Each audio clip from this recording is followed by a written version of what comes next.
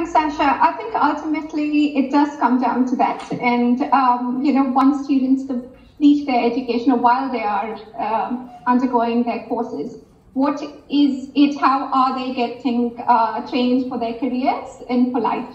And what opportunities are there on offer once they complete the course as well. So, and in terms of that, I think Australia is, again, a country which stands out because it offers all that.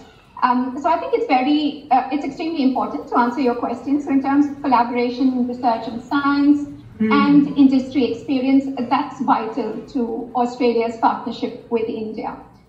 We spoke about the group of 8 universities, and many of whom are members of the Chamber, like Sagar from the University of Queensland. We have others like Deakin Macquarie. And all of them, I think, offer plenty of research and industry connections.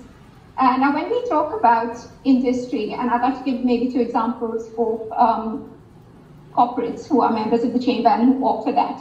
So I know Tata Consultancy Services, TCS, hosted interns as part of the new Colombo plan. So did we. So we offered interns from Australia to come and get a bit of experience of what it is to work with in Indian organizations.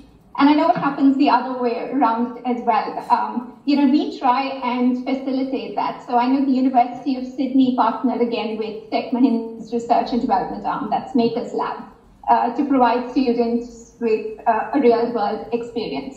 So that happens, although it's maybe not highlighted as much, but it very much is something that Australia leads the way on, and I think which Indian universities are again, in a way, learning from that, to be able to offer students that industry engagement. Now, what happens to alumni, who actually Australian alumni, and I think many Indian students who are listening to this, you might be wondering, what if my intention is not to go and settle down there because post-work, post-study opportunities are good, or it's a great place to live in. What if I want to come back to India?